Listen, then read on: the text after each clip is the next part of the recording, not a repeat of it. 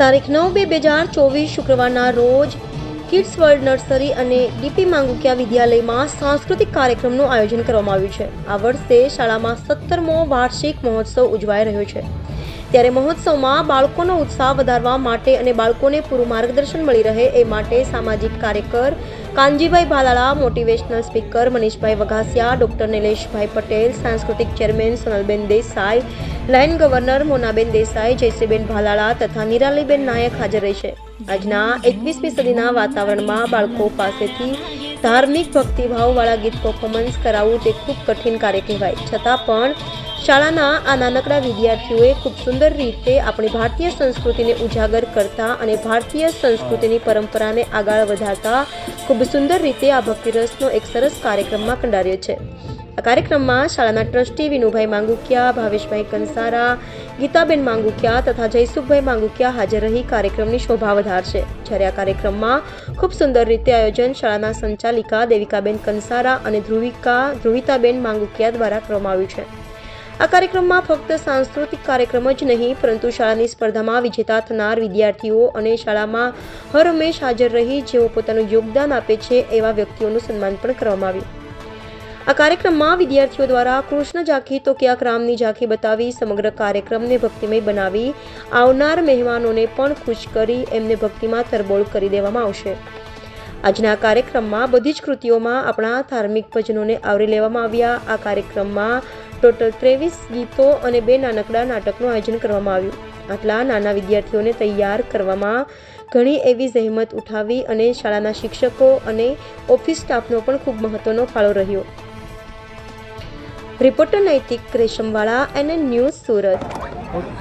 આજે શાળા દ્વારા કેવા પ્રકારનો કાર્યક્રમ વાર્ષિક હતો અને કેટલા બાળકોએ પાર્ટિસિપેટ કર્યું? આજે આ શાળાનો 17મો સાંસ્કૃતિક કાર્યક્રમ હતો ભક્તિરસ।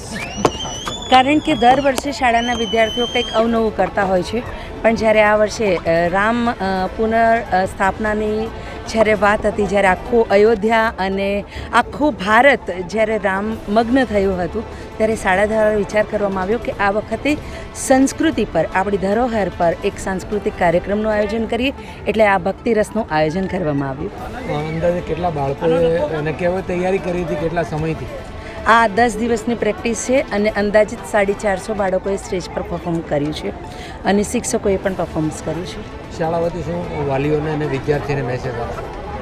આ સંસ્કૃતિનો જ્યારે કાર્યક્રમ છે, સંસ્કૃતિની ધરોહરને સાચવવાનો જ્યારે આ વાત છે, ત્યારે હું ચોક્કસપણે કહીશ કે દરેક બાળક રામ અને કૃષ્ણ બની શકે છે। સમય અને સંયમ પોતાના પિતા અને માતામાં છે કે એ રામ બનાવે છે, કૃષ્ણ બનાવે છે કે પછી રાવણ બનાવે છે।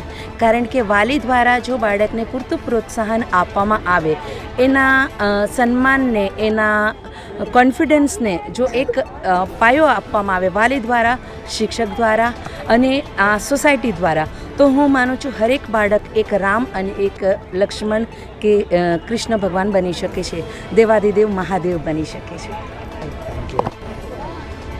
જી, હું દેવિકા કંસારા, ડીપી માંગુકિયા વિદ્યાલયના સંચાલિકા। આજરોજ અમારો આ 17મો સાંસ્કૃતિક કાર્યક્રમ હતો, જેમાં ભક્તિરસ એટલે ભક્તિના જ ગીતો પર આ આખો કાર્યક્રમ કંડારવામાં આવ્યો હતો, જેમાં ટોટલ 24 કૃતિઓ હતી અને 24 કૃતિઓ ભગવાન ઉપર આ નિર્ધારિત કરવામાં આવી હતી। અને મને ખૂબ ગર્વ છે કે મારા વિદ્યાર્થીઓ ખાલી ફક્ત પિક્ચરના ગીત પર જ ડાન્સ કરે છે એવું નથી, આજે ભક્તિના રસમાં પણ આપ તમામને તરબોળ કર્યા છે, એનો મને ખૂબ ગર્વ છે। સાંસ્કૃતિક મહત્વ વચ્ચે શું મેસેજ આપજો, અથવા તો શું બાળકો વિદ્યાર્થીઓ હોય ત્યારે આ વર્ષે ભગવા રંગે રંગાતા જોવા મળે? એ યુગ તો છે નહીં કે બાળકો સાંદીપની ઋષિના આશ્રમમાં જાય અને કંઈક ભણે અને કંઈક નવું શીખે। આ યુગ છે નવા જનરેશનનો, નવી ટેકનોલોજીનો, નવી ઇન્ફોર્મેશન્સ ટેકનોલોજીનો। તો હું માનું છું બાળકોને આપણે દરેક રીતે સજ્જ કરવા જોઈએ। એ પછી શાળાનું શાળાકીય ભણતર હોય કે પછી બહારની ઇલેક્ટ્રોનિક દુનિયાની આ દુનિયા હોય કે પછી ક્યાંક સેલ્ફ ડિફેન્સની વાત હોય કે ક્યાંક પછી પોતાના સન્માનનું જાળવણી કરવાની વાત હોય, તો દરેક સ્તર પર દરેક વિદ્યાર્થીને જો શાળા દ્વારા, વાલીના પ્રોત્સાહન દ્વારા તૈયાર કરવામાં આવે, તો દરેક બાળક પોતાની દુનિયામાં એક આગવું સ્થાન ઊભું કરી શકે છે। ઓકે.